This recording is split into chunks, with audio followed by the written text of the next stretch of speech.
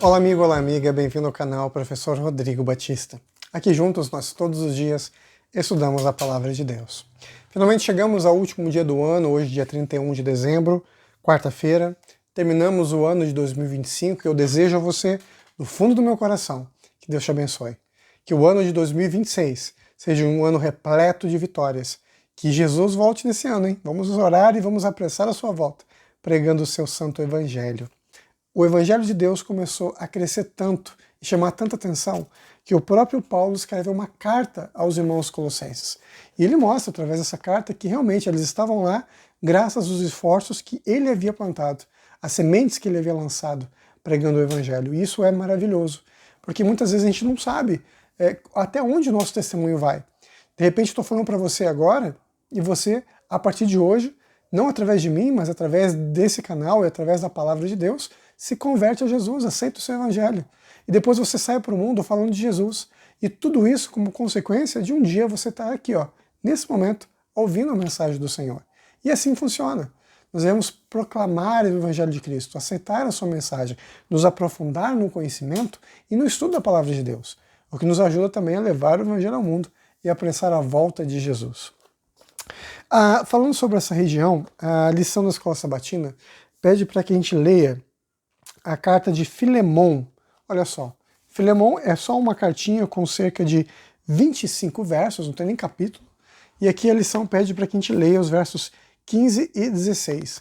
Vamos ler então Filemon, versos 15 e 16.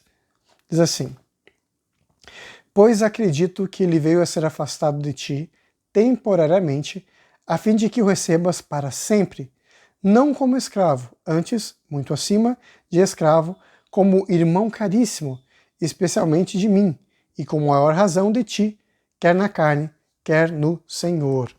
Aqui nós estamos falando de um homem chamado Filemon. Homem chamado Filemon, que tinha um escravo chamado Onésimo. Onésimo era um escravo que havia recebido o Evangelho, assim como seu senhor Filemon, e ambos haviam crido em Jesus, só que Onésimo fugiu de Filemon. Ele fugiu e se encontrou com Paulo, e se tornou muito útil para Paulo. E agora Paulo escreve uma carta para Filemon dizendo o seguinte: olha, o seu escravo ele está comigo, mas eu estou enviando ele de volta para você. E eu quero que você o receba, não como escravo, mas como irmão. Ele saiu de perto de você porque ele tinha um propósito, o propósito de me ajudar. E agora ele deve voltar para você.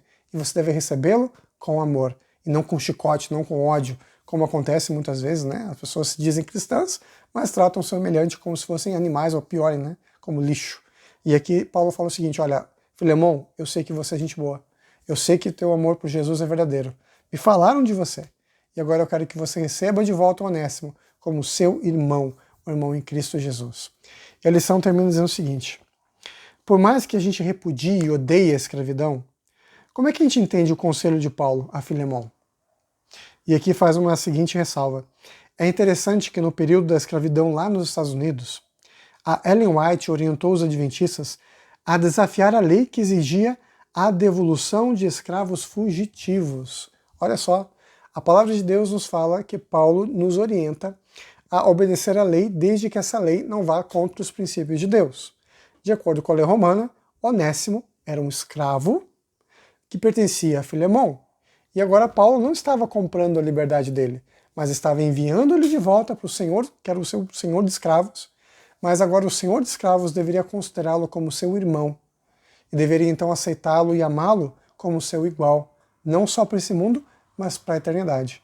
E lá nos Estados Unidos, os cristãos que eram contra a escravidão, muitos deles não faziam exatamente isso de mandar de volta os escravos.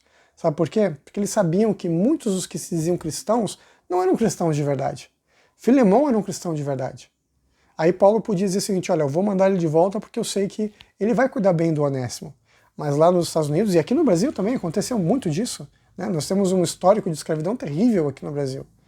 E nós vemos que as pessoas nem sempre tinham que devolver os escravos, porque se devolvessem os escravos, eles seriam torturados, eles seriam machucados, poderiam ser assassinados pelos senhores de escravos ali, né? Que torturavam e machucavam eles. Então qual que era o correto? Era protegê-los, era escondê-los e não cumprir a lei nesse caso. Porque nesse caso, o descumprimento da lei dos homens era um cumprimento da lei de Deus. Paulo enviou porque sabia que Filemão era um bom homem, um bom cristão, que não ia tratar mal o seu escravo. Já nos Estados Unidos, aqui na região do Brasil, quando haviam escravos fugidos e as pessoas não devolviam, elas estavam corretíssimas. Não deveriam mesmo, porque isso só traria mais destruição e morte e sofrimento para aquelas pessoas. Uma lição que a gente pode aprender é: antes importa obedecer a Deus que aos homens. Eu cumpro a lei, se a lei não vai contra a palavra de Deus. Agora, se a lei vai contra a palavra de Deus, você já sabe qual a escolha deve fazer. Dai a César o que é de César e a Deus o que é de Deus. Pensando sempre na eternidade em Cristo Jesus. Mesmo que isso contrarie algumas leis dos homens. Porque o que mais importa é a lei de Deus, a lei da liberdade. Vamos orar? Obrigado, Pai, por tua mensagem de amor e esperança. Obrigado por nos mostrar que em Cristo Jesus somos livres e que a tua lei nos permite estarmos livres. Somos salvos pela graça e permanecemos livres em obediência à palavra de Deus. Obrigado por tua mensagem de amor. Em nome de Jesus. Amém. Nunca se esqueça, meu amigo e minha amiga, nessa vida é você e Deus. Te vejo amanhã. Tchau, tchau.